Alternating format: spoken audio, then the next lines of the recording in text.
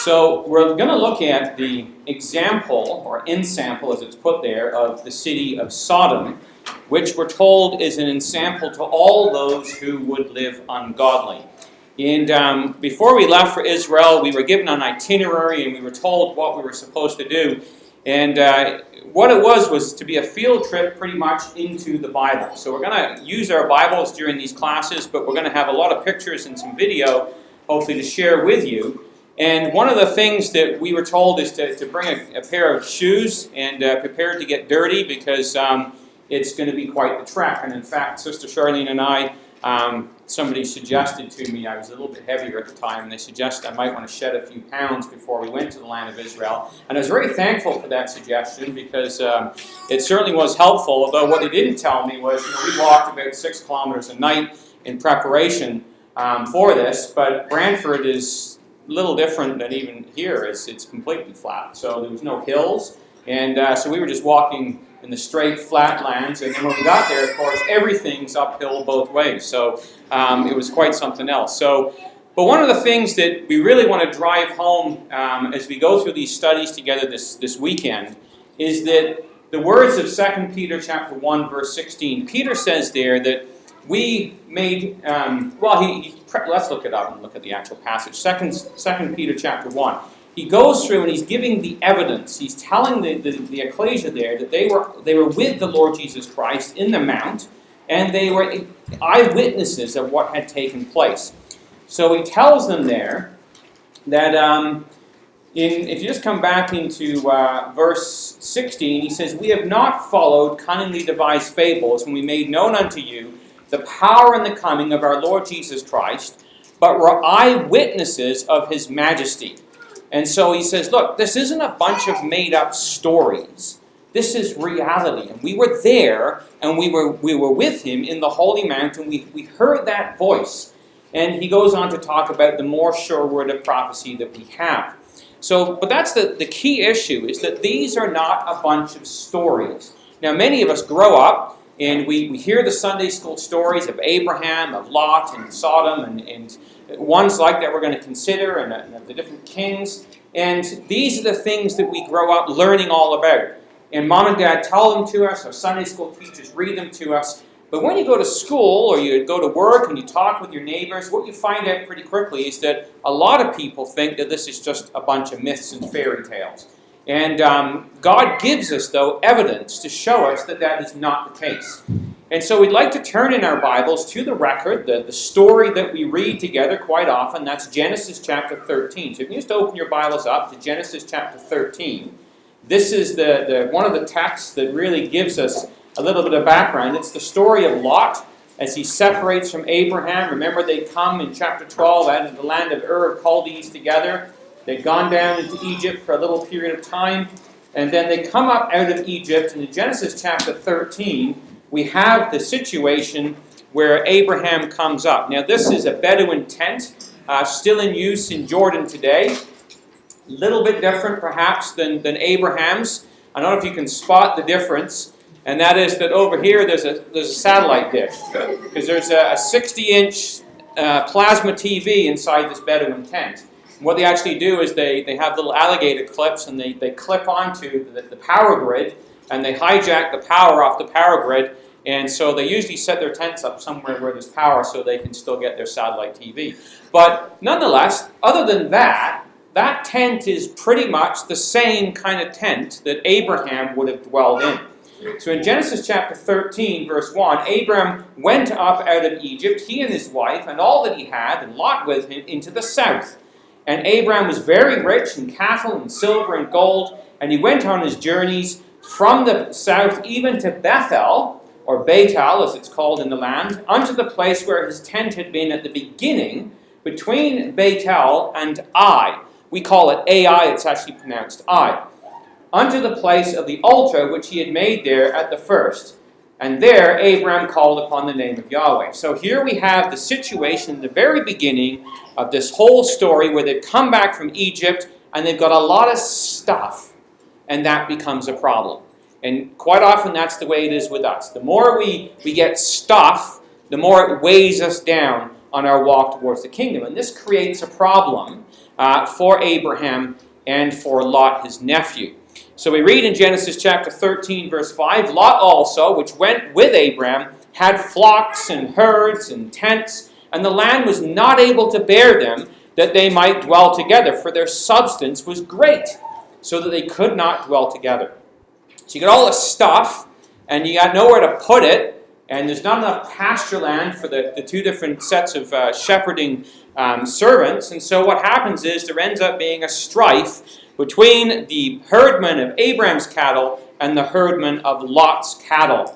And of course, there's a solution that is provided by Abraham, and he says, look, you pick whatever you want, but really, he put his trust in God, that God would bless him. You look back at that and you think, really, what should they done? Maybe they should have got rid of some of their stuff. And maybe Lot should have realized that the best thing to do would be, send some of it away. Ditch some of it along the road and stay with Abraham, his spiritual father. But of course, what ends up happening is that they decide to go their separate ways. So we read in Genesis 13, verse 10, Lot lifted up his eyes and beheld all the plain of Jordan, that it was well watered everywhere, before Yahweh destroyed Sodom and Gomorrah, even as the garden of Yahweh, like the land of Egypt, as thou comest to Zoar. Now, one of the things that Dr. Collins, who we're going to meet shortly, pointed out is that the word here for plain in the Hebrew is the word kikar. And it really means something that is round, as in a round loaf of bread, the leavened bread, or a shekel, a coin. That's the idea of what the word is. So a pita bread, as we would know it today, is round. That would be a kikar. And so would a coin be. So that's what this word means. So there's this round area of Jordan.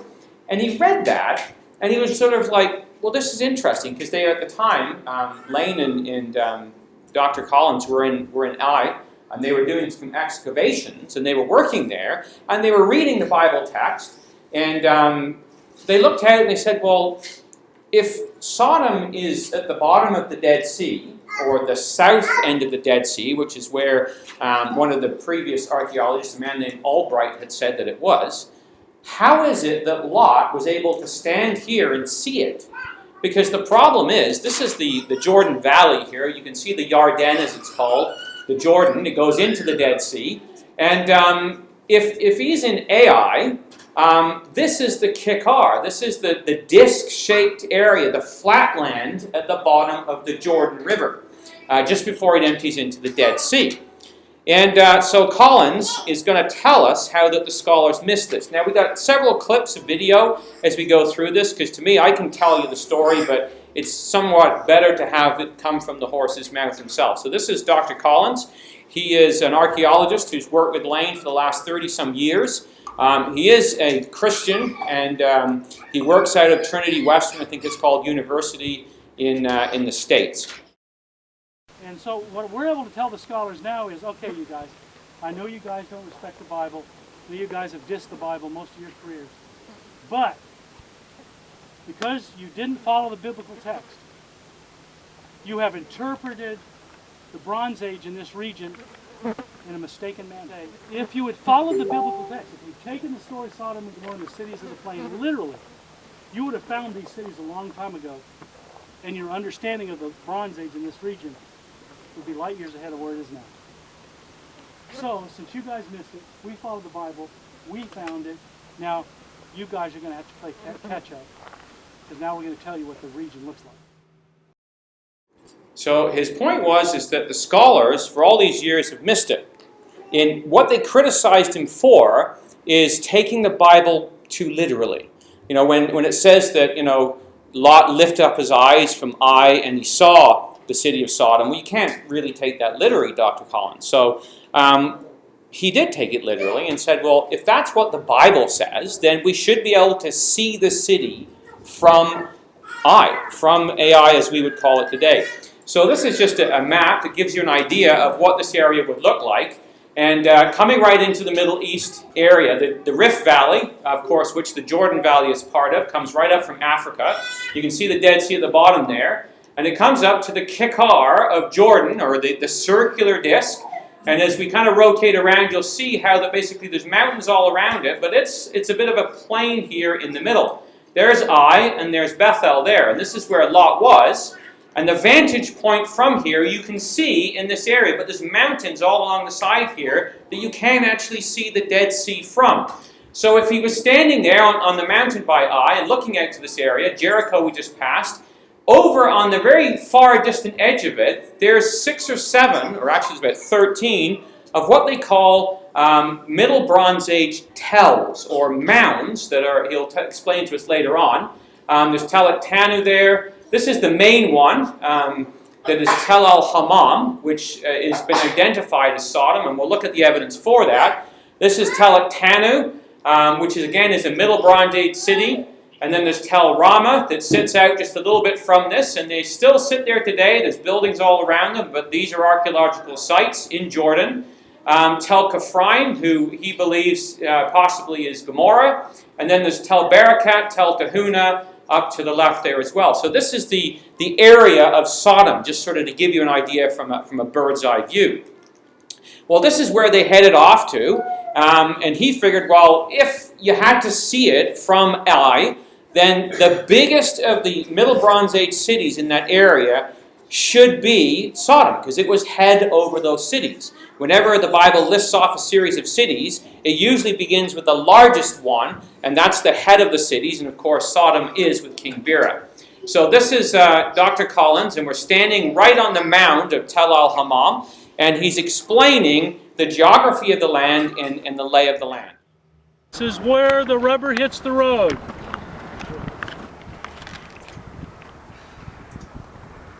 Stood here with Lane Rittmeyer a couple of years ago when he first came over to start working on our drawings. He'd never been here before. And we told the story of Genesis 13 from here, and his jaw just dropped. He just said, I had no idea. I had no idea. From that point on, he's been doing a lot of talk about Sodom. He sure has. All right, let's follow the geography. What are we looking at? We're looking at the well-watered circle of the Jordan Valley. Now you see this little spur that comes down? That separates the Admah Zeboim doublet from this kingdom. Okay, 2 different groups, because they have a just as discrete a piece of geography on that side as the kingdom of Sodom has on this side. Okay, very discrete geography. Now, when King Bera stood in his palace and looked over his kingdom, he could see it all. He could see it all because its border starts right there in the hills. The southern border goes all the way to those hills over there, because the mound, you see where in the distance there where the dust is coming up from the factory, from the gravel factory, all right? But just to the right, there's a mound. See the little minaret on the right? Mm-hmm. Yeah. That's Talik Tanu. It has the same profile as this. Went down at the same time. It's a satellite. If you stand there and if you stand right where I am, or right where you are, if you put your hand there and put your hand there, you see Kafraim. So at 10 o'clock and 2 o'clock, Talik Tanu, Tel Kafraim. See the bump? Yep. Okay? If you just bring your hands together exactly, there's a mound straight ahead. Tel Rama. Okay? So city, equidistant. City, equidistant. City. This is the main trade route. The main trade route comes down from the King's Highway, passes by Tel Hammam, goes straight across the Jordan. That's the direction Joshua went. And they camped here before they went over. All right? Now, if you'll make Jericho 12 o'clock, at 11 o'clock, Jerusalem. Okay? At 10 o'clock, Bethlehem. About 9 o'clock, Hebron. Okay, so now come back to Jericho. At 1 o'clock, about 1:30, about half. Between 1 and 2 o'clock, the highest hill you can see, in fact you can see it here, the highest hill you can see through the haze. That's Bethel and I. You can take a picture from there and see Haman. On a clear day you can see it with your naked eye. So that's him standing on the site explaining how that from that vantage point, those are all the cities of the plain that Lot would have seen, and it is the major city, and from there King Bera would have been able to look out and would have been able to see all the different cities of the plain of Sodom. Well, obviously not convinced yet. So let's take a look at, this is the vantage point from Mount Nebo. We were able to climb up there, and you can actually see the area of Sodom and Gomorrah. Here it is right in this area here, or Sodom this is. It's about 1 kilometer long, 1,000 meters, and there are 2 tells, which are raised areas, and they cover about 1,000 meters. This is what it looks like in a geographical or a relief map. And so you can see basically there's a rampart that they've excavated all the way around the outside. When they dug this up, they found a temple complex down the bottom, a big gate complex here, a palace at the top, and other things all the way around. So that's the area that we're looking at. And we're going to start, we hiked up the bus park somewhere back here. We hiked up the back side of it. And this is the excavation of the Tel al-Hammam ramparts. And you can see that little area that's been indicated. This is the area where really they began. Because once they could figure out what the area was, like if you could find a gate or some kind of a triangulation point, they knew that the palace would be either on this side or that side, because obviously the king's going to take the best real estate and the best view. So they started excavating here, and they found this mud brick wall. Now, mud brick dates back to the time of the Middle Bronze Age. And just so you know what they're talking about, this kind of puts it parallel with what we would understand.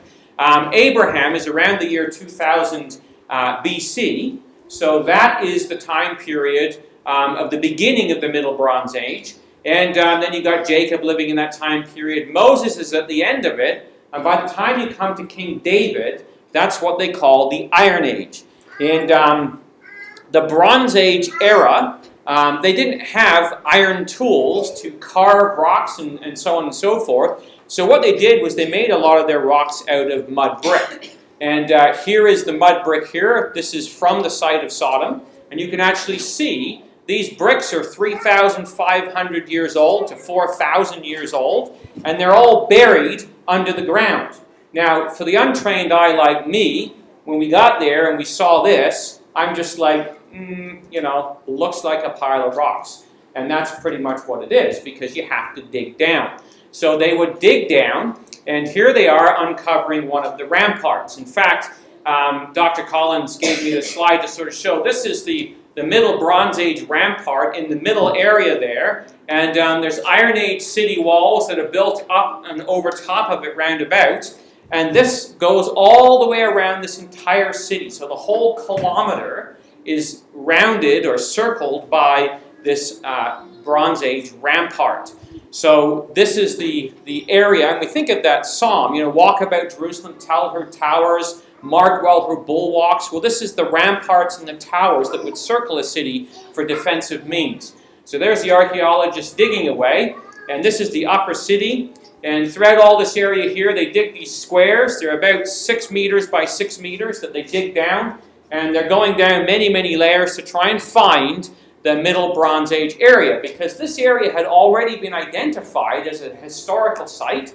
It's what was known in the the Old Testament times as Abel Shittim, the city of the acacia trees, one of Solomon's supply cities from where they supplied the kingdom. Over in would have been the tribe of, I believe it would have been, I can't remember now, I think it's Reuben in the north. But anyway, these are the houses that would have been in that area. And you can see as they dig down in these squares, you get down, this is the Iron Age rock that's on the top. But down to the bottom is the Middle Bronze Age stratum that you can see that's being outlined there at the very bottom of this. So they would dig through this. And these are some of the photos from that season dig, 2010 this is. And you can see that there's the mud brick layers there, which we'll show you the side profile of. And then there's a rebuild on top of an early Bronze Age house around the year 6000 BC. Or sorry, 3000 BC. So it's around 5,000 years old. How do they know that? Well, what they do is they use pottery to date it.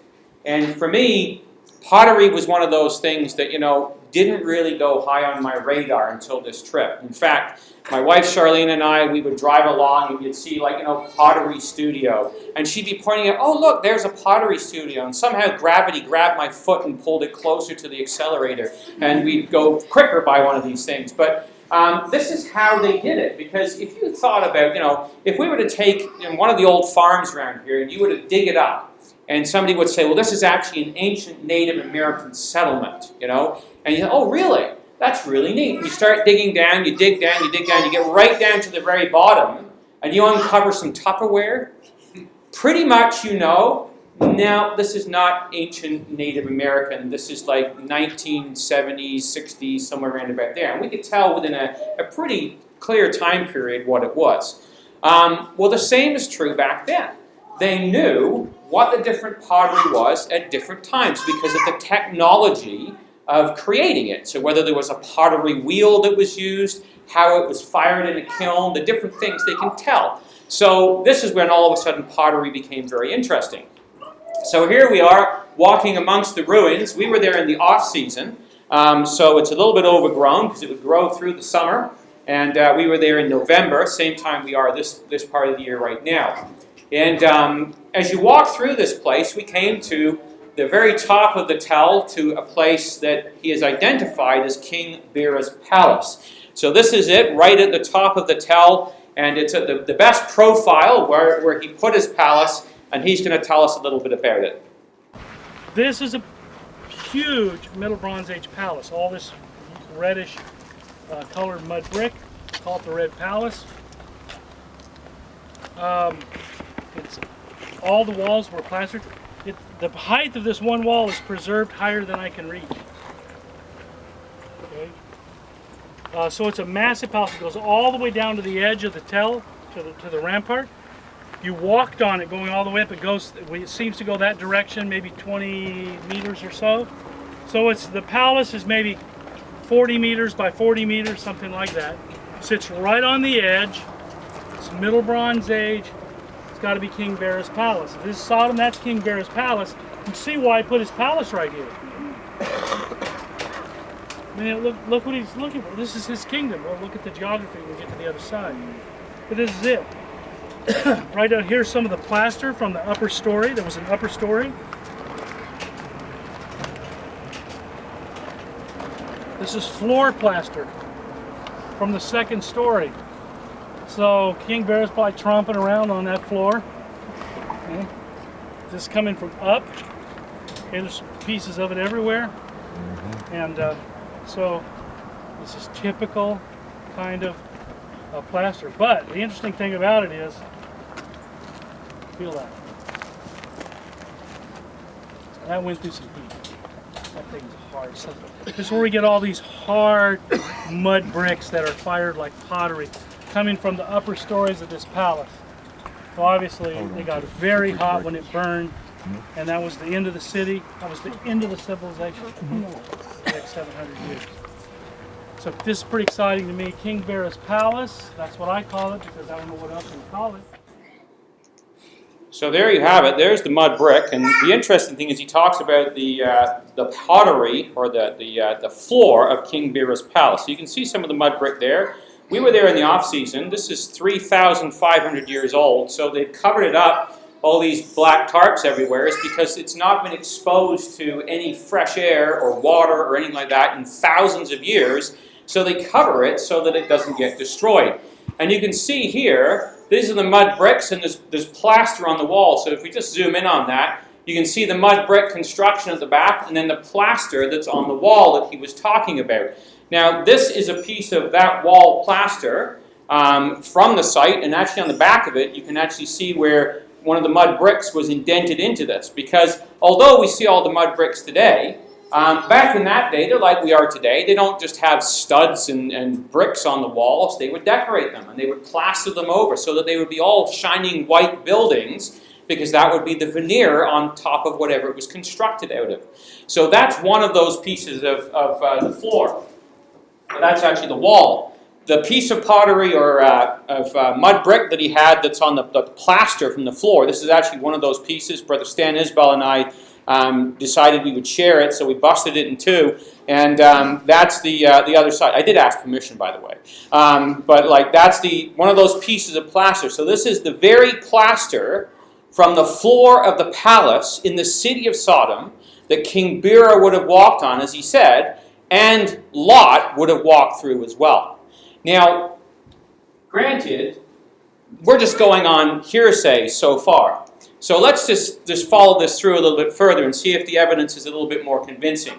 So here is the city itself that's being dug up, and you can see how they're digging right down into this area to get right deep into the area that was down below, and you can see the mud brick construction there. There's mud bricks on the side there, and they're digging down into what would be the homes of the people who lived at this point in time.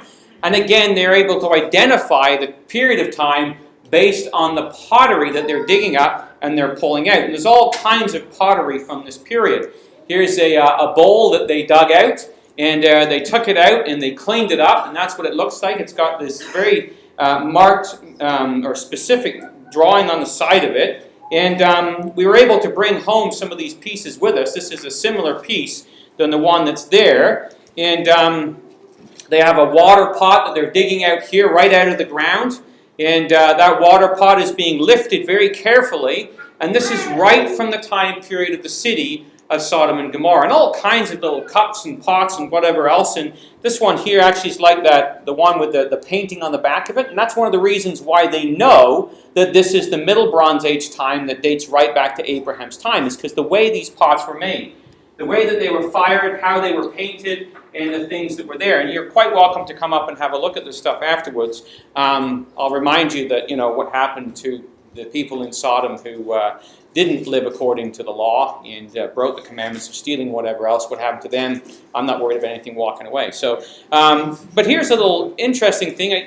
These little pots and cups, and you just gotta, when you're in a place like this, you gotta think about this and say, look, this is from a cup, or possibly something like that. Maybe somebody's teacup of the day or whatever they drank.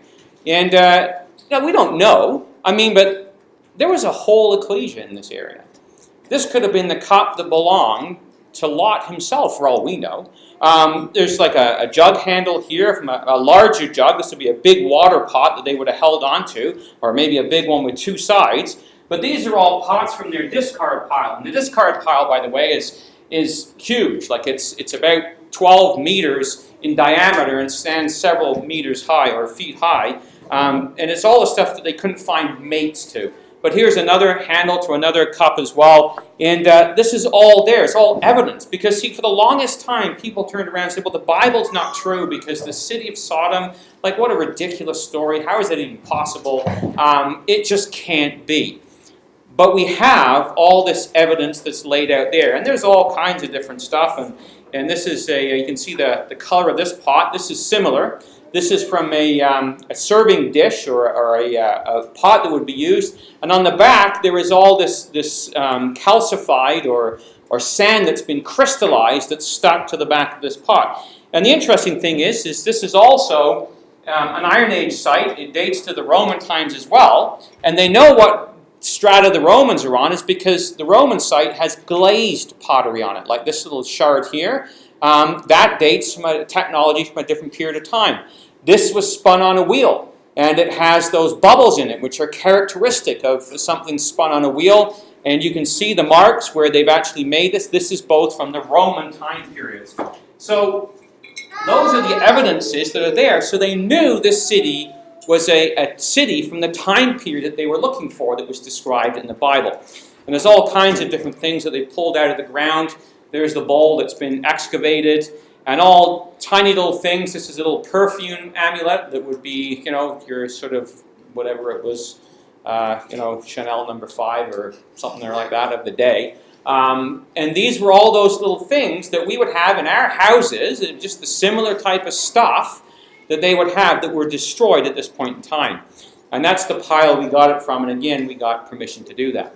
So, moving forward then, in the story of Sodom and Gomorrah, let's just flip the page over to chapter 14 in Genesis.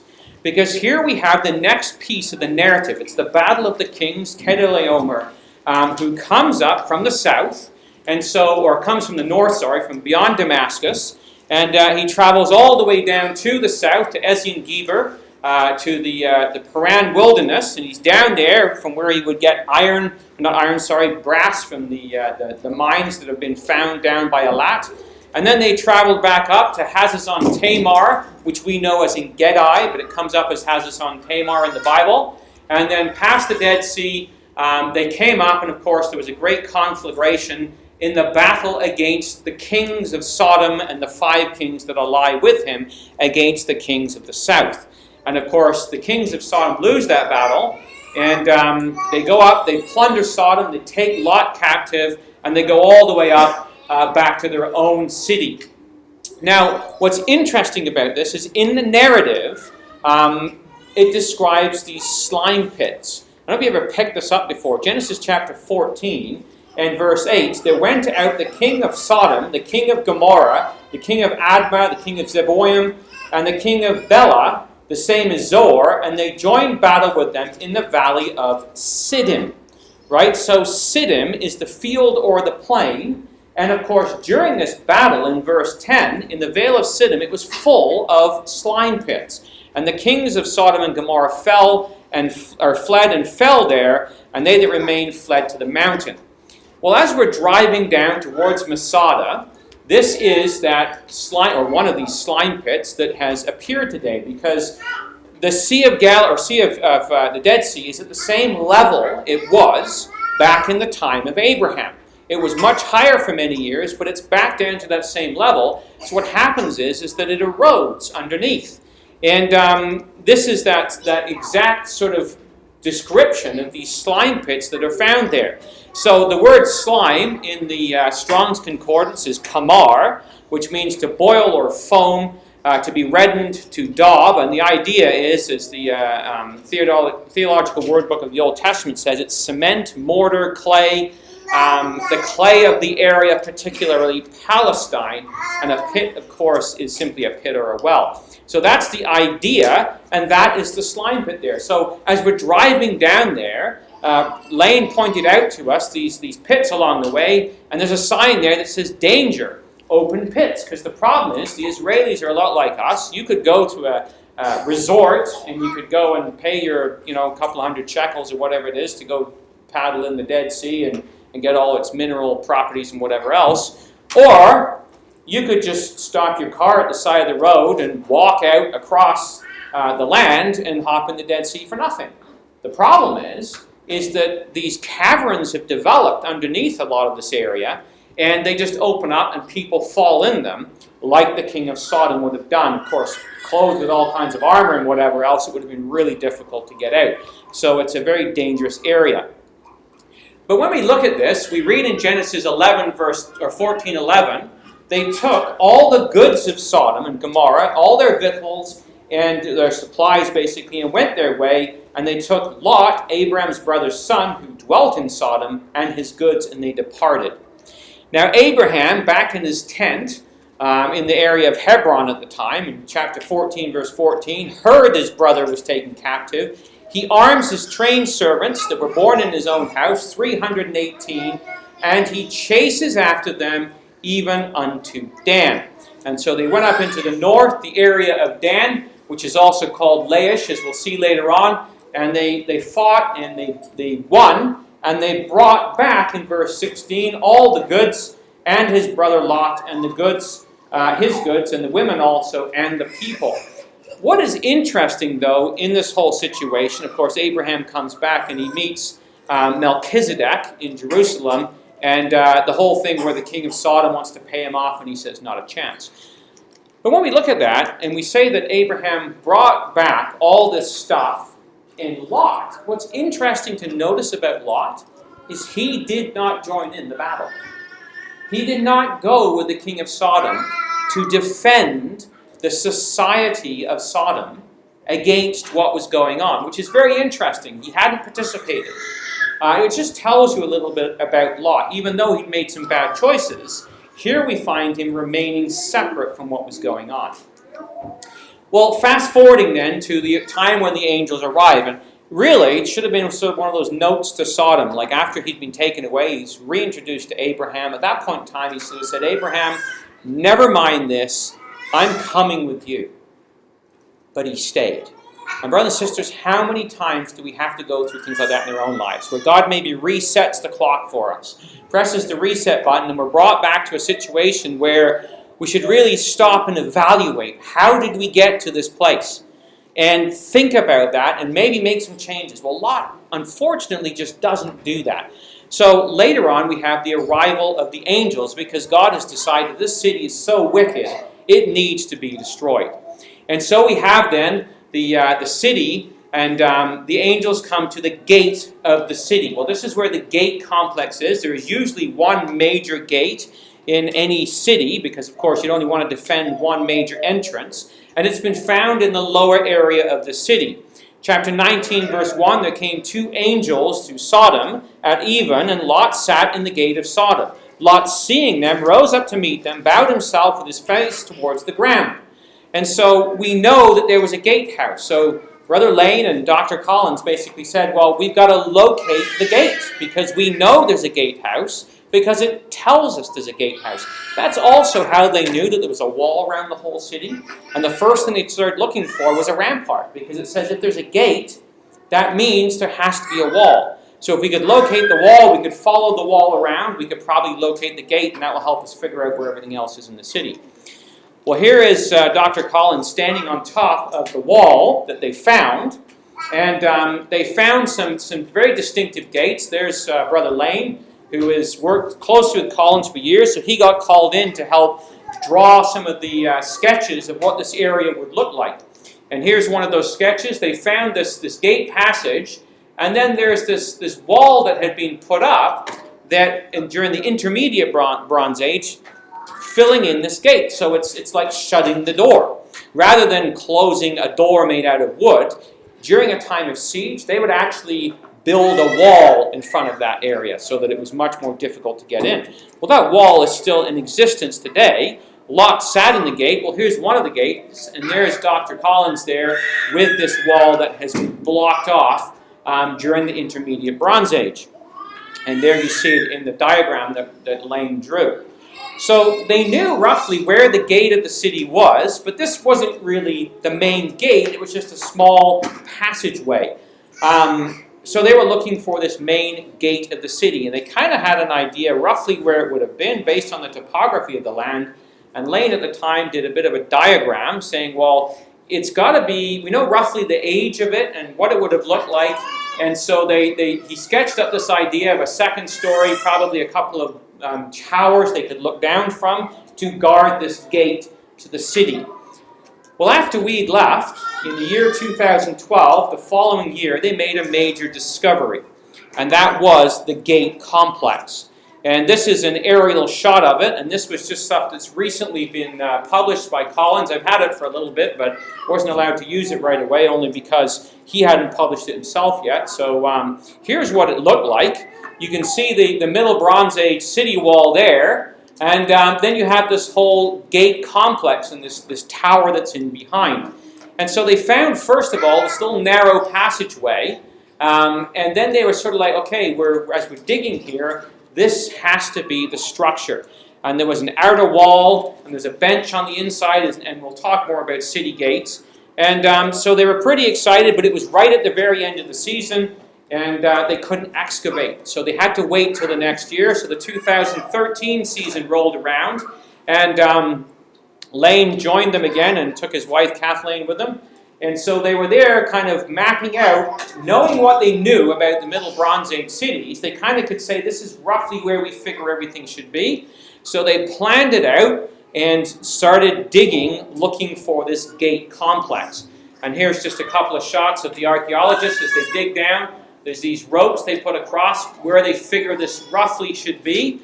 And they're measuring these stones and the walls, figuring on this being the gate system. And then it came to light pretty quickly what they had come across. And it's pretty exciting because when you look at this, the whole story of the angels coming into the gate, there was only one gate of the city, so this is the place the angels would have come through. And what they've done, they've got these columns here, so we had people stand on the columns to kind of show you the structure of the gate. There's the outside wall. The two towers would have been here. There's a third tower over there. So your soldiers would have been way up high here, and this would have been the passageway, and then this would be where commerce would take place. So it's a very large room. They would have columns because in order to cover it, you had to have supports, just like we do today, to span those distances. They didn't have the great big iron girders that we had today, so a house was decided on by the size of a tree that you could bring along, and that's how you would figure out how you were going to do it. So as this came to light, they realized that the initial drawing that they'd done, although accurate to a point, was just way underscaled, and this is really what it would have looked like. It was two massive towers on the outside, two smaller towers on the inside, and this would have been the gate complex. And there it is kind of juxtaposed against the city wall in the area today. Well, Lot, of course, took these visitors to his house, and he brought them to his door, and the door was shut. And one of the things that we came across on our walk there was this very interesting stone that's been carved out. And what it is it's a hinged stone. So back then they didn't have iron, right? Because this was before the Iron Age. So to make a door turn, they would actually take a post, a big beam, and they would take that beam and they would hollow a rock out like this on the bottom, hollow one out on the top. They would build that into the wall. They would put the beam into that. They would put all animal fat. They would round the beam out, all kinds of animal fat, grease, the hinge, so to speak. And it would swing on this hinge, right? So that's how this would work. So that's the way the door structure was. So here we have a door post from the city. Was it Lot's door? Of course, we have no idea. But it could have been. But that's the interesting thing. All the different elements that are talked about are there. Well, here are some houses from this area, from this era. Genesis 19, verse 3. Lot presses upon the angels greatly and brings them into the house and makes a meal with them there. And while this is going on, Abraham is having a conversation with the angel that's left with him. Because remember, he's been told that they're going to go and destroy the city. And so he's wondering, well, what about the ecclesia that's in that city, right? And you know the narrative as it goes on. Genesis chapter 18, just over a page or two. If you got it, flip it open because we'll look at this as our next text. And verse 23, Abraham drew near and said, "Will you also destroy the righteous with the wicked?" And he starts off and he says, look, if there's 50 righteous within the city, you're going to destroy the city? And that tells you a little bit about Abraham. I mean, he's a guy that's very hopeful. But it also tells you about how big he figured the ecclesia must be. It had to be at least 50 people. And really, you do the math and you think, well, why would he come up with such a number?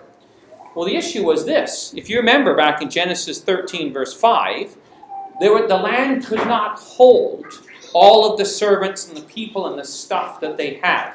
Tents and flocks wasn't able to bear them because their substance was so great.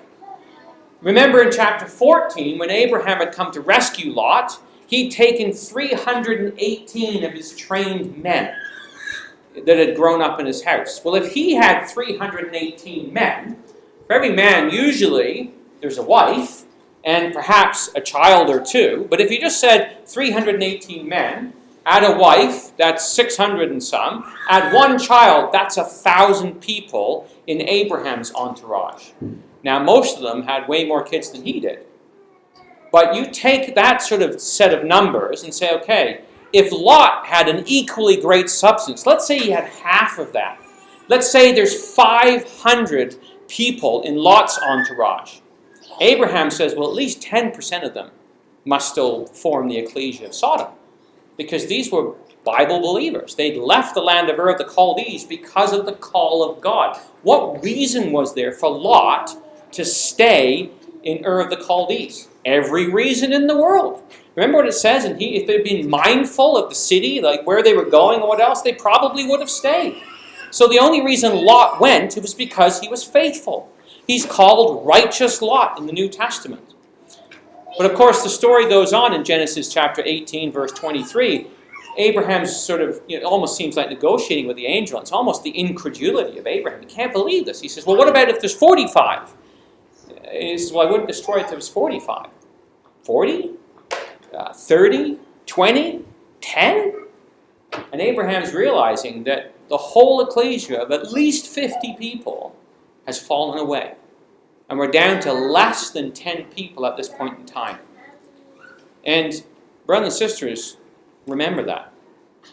That's what dwelling in the wrong place can do to an ecclesia. It can just pull it apart and can destroy it. And that's what happened here. And so in Genesis chapter 19, if you just come back over the page to chapter 19, when the angels come to Sodom, we read there in chapter 19, verse 12, the men said to Lot, have you here any beside? Sons-in-law. So, okay, that means he had daughters who were married, right?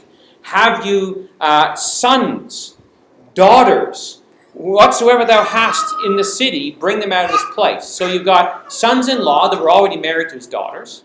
You've got sons, and you've got his daughters who weren't married yet. So this is a family.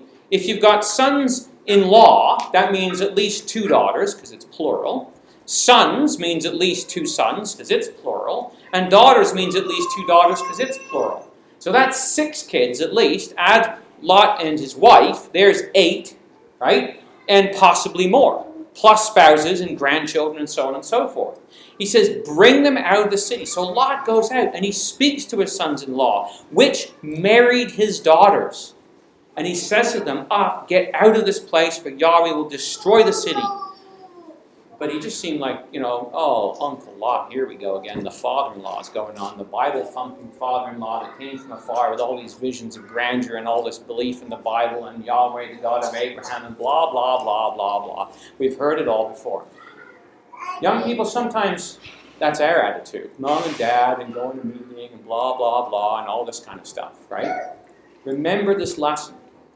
Because these young people fell away. They decided, we're not doing this anymore. It's, I'm better than that, or I got better stuff to do. It's not for me.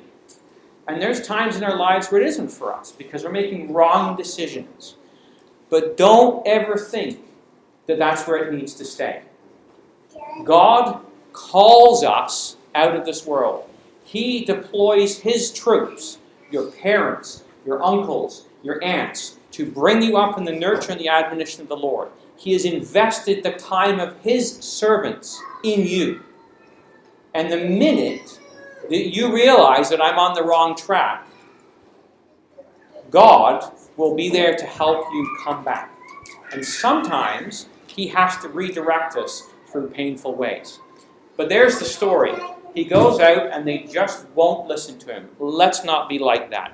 And remember the lesson. This is, I can't remember if this is the ESV or the NIV. It's one of the newer translations. But it says, be not deceived. Bad company corrupts good character. That's what had happened in Sodom. Bad company had corrupted the people that were there. And of course, they wouldn't come. And so God has to extract Lot from this place. Genesis 19, just over the page in verse 23, the sun was risen upon the earth when Lot entered into Zoar. Then Yahweh rained upon Sodom and upon Gomorrah, brimstone and fire, from Yahweh out of heaven, and He overthrew those cities and all the plain and all the inhabitants of the cities and that which grew upon the ground. Peter puts it a little differently. 2 Peter chapter 2, verse 6, he says, He turned the cities of Sodom and Gomorrah into ashes, condemning them with an overthrow, making them an example or an ensample to all those that after should live ungodly. They are written down for an ensample for us. If we start living a lifestyle that's described here, this is what we can expect. So, Colin said, well, that being the case, what we should find when we dig up the city of Sodom is ash. Now, This building here is constructed probably largely of timbers. Yeah, there'll be cinder blocks and whatever else, but there'll be a lot of timbers. And if we were to burn this to the ground, how much ash do you think there would be? 6 inches? Maybe? If the whole thing went up in flames, maybe a foot? Okay? What about if you buried it for 3,500 years? How much ash do you think there would be left at that point in time? Inch or two, once it's all compressed down? Well, here's the interesting thing. In this city, there is 1 meter of ash. And you can see it right there. You can see that there, that's ash. That's not volcanic ash. They know what volcanic ash is. What it's made up of is totally different than this. This is ash, and there's volcanoes all through this area. I didn't realize that, but we'll see that later on when we look at the other city. But there's volcanoes all over here. So it's a meter of ash in this area. That's a meter stick laid out, and you've got rocks here. This is where the Iron Age city was built over top of this meter of ash. And you can see how the strata of the land goes here, and there's the Iron Age city built on top. So there's the meter of ash, and wherever we went, you could see it. It was right there. You could put your hands in and you could pull some out and feel the ash in your very hands. And like I say, they built over top of it. Well, that's a very peculiar thing that you would build over ash. Usually you dig down to the bedrock and you build over top of the bedrock. But here, they built over top of this destruction layer in the later Iron Age, the time of Solomon and so on, and the Romans, built over this layer of ash. And here's Dr. Collins describing it.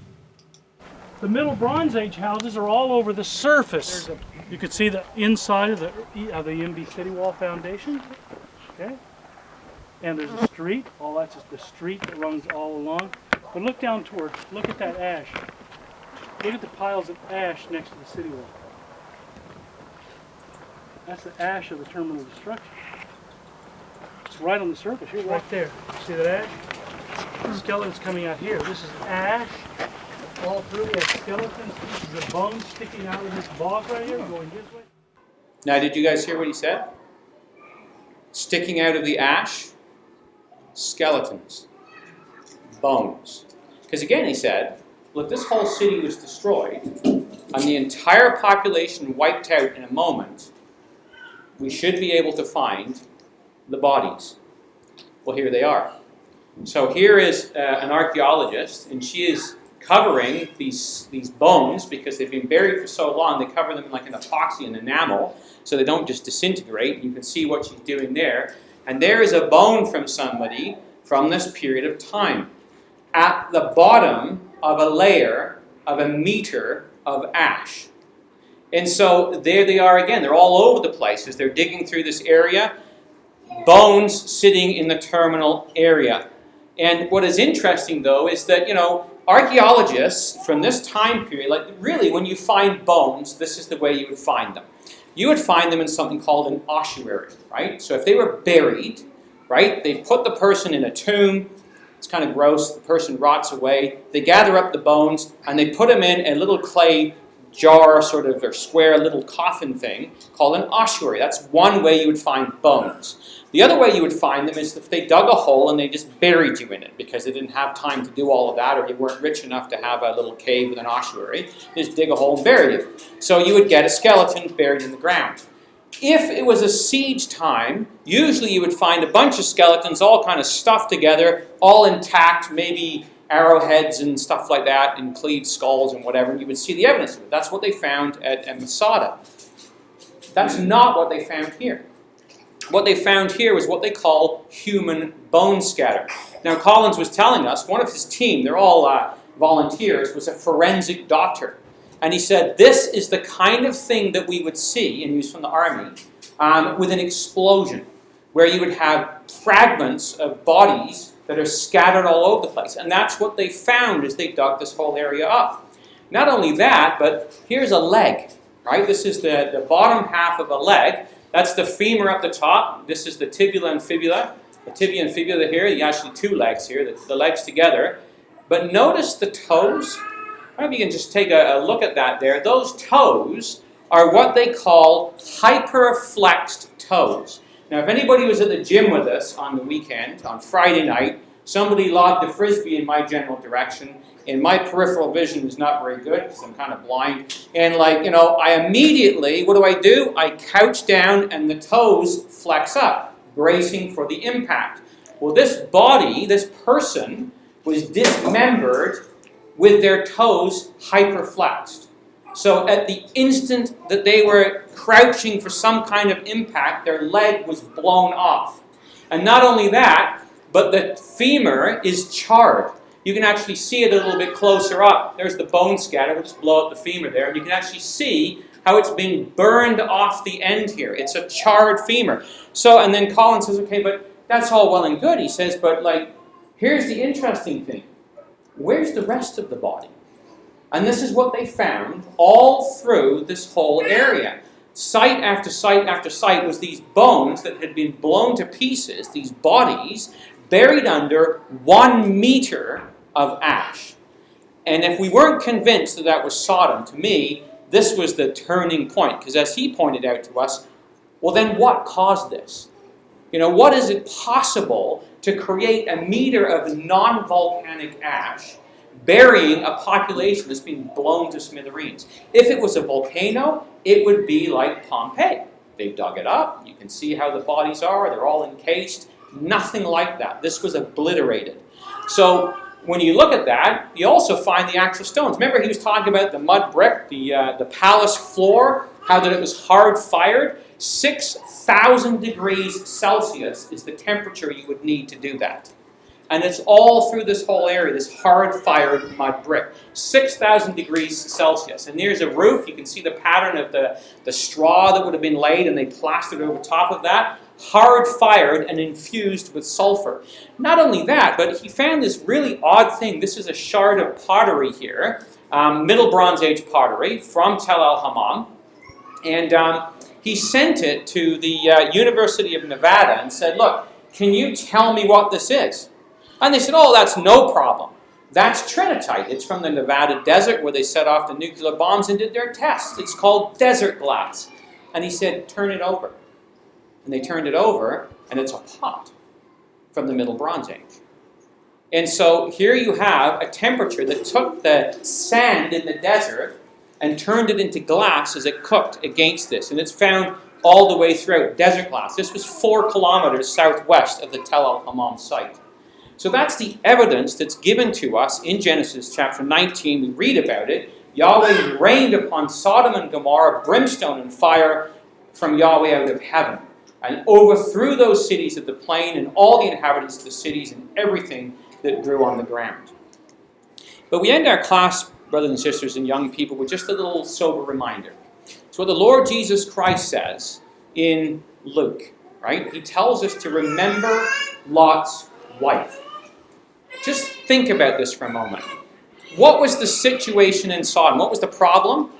Ezekiel 16 tells us, we think of just immorality. Well, that's last on the list. It starts off in verse 49. This was the iniquity of thy sister Sodom, Ezekiel 16:49. Pride, that's number 1. Fullness of bread. The abundance of idleness was in her and in her daughters. Neither did she strengthen the hand of the poor or the needy. And they were haughty and committed abomination before me. Therefore I took them away as I saw good. That's what we're told. And it tells us that, the Lord points out in Luke 17, he says, look, likewise, as it was in the days of Lot, they ate, they drank, they bought, they sold, they planted, they builded. But in the same day that Lot went out of Sodom, it rained fire and brimstone from heaven and destroyed them all. Even thus shall it be in the day when the Son of Man is revealed. In that day, he that is on the housetop and his stuff in the house, let him not come down to take it away. He that is in the field, let him not likewise return. Remember Lot's wife. You see, brothers and sisters, I don't know if you've ever read this and thought about this. Genesis 19, verse 15. When the morning arose, and the angels hastened Lot, saying, Arise, take thy wife and thy 2 daughters which are here, lest thou be consumed with the iniquity of the city. It says, he lingered for a while. And the men grabbed hold of his hand, and the hand of his wife, and the hand of his 2 daughters, Yahweh being merciful unto him, and brought them forth and set them outside the city. Why? Why did God have to have his angels drag them out of the city? Why would Lot's wife then, after that, turn and look back? For the longest time, I thought, it's probably all the, maybe she had some Egyptian decorations in the house and pots and stuff from who knows where, Cyprus or something, some fancy stuff. And that's the way I used to think about it, until I stopped and thought, wait a minute. He had daughters who had married sons who probably had families. And if you're a grandmother, how would you feel if your grandchildren are about to be consumed in the destruction of Sodom and Gomorrah? And it just totally changed the way I thought about Lot's wife. But you see, brothers and sisters, this is the issue. If we're worried about that kind of thing, now is the time to make those interventions. Now is the time to get involved. Ask the question, if the angels were to come for us today, what would hold us back? Well, you look at ancient civilization, and you know what? They had these huge colosseums. Not in Sodom per se, but Rome certainly did. Well, so do we. We have colosseums. We're not really any different than they are. They had their arenas where they played their games. Well, so do we. And we have our gods as well, hanging in the flags above the arenas. They had their theaters. This is the theater of Ephesus. You know what it's called? The Odeon Theater. We have our theaters as well. The logo for Cineplex Odeon is taken from the structure of Ephesus. And so if we think we're better than them, we're no better. And kids, pick up the secret little message that's hidden in this. It's called a cinema, right? You go to the cinema, and that's where there's a lot of sin portrayed upon the walls of these places. Remember that little song we sing in Sunday school, be careful, little eyes, what you see. Because if you put Sodom into your brain, it becomes part of your heart. And when it's time to leave, you don't want to go. Ask yourself on a Sunday morning, when it's time to go to meeting, what holds me back? I just got to finish this game, Forget it. Get on with what matters, because the Lord is coming, the kingdom is coming, and we can't be held back by these things. Well, they had their entertainment. They had their drink as well. So do we. Pots are all dug up. They had their love of money, right? You've got one right here in North Battleford. So do we. And remember the secret message. It's a casino, right? This is the stuff that's all out there for us. The city I live in is Brantford. Now, we're a ways away from Toronto, about an hour or so outside of Toronto. In my own neighborhood is where they put this store. And its name, Sin City. All the pornography and wickedness that you want to get. And what's even worse than that, it's as it was in the days of Lot. Sundays, just in case you're thinking of being a little religious, it's 2 for 1 day.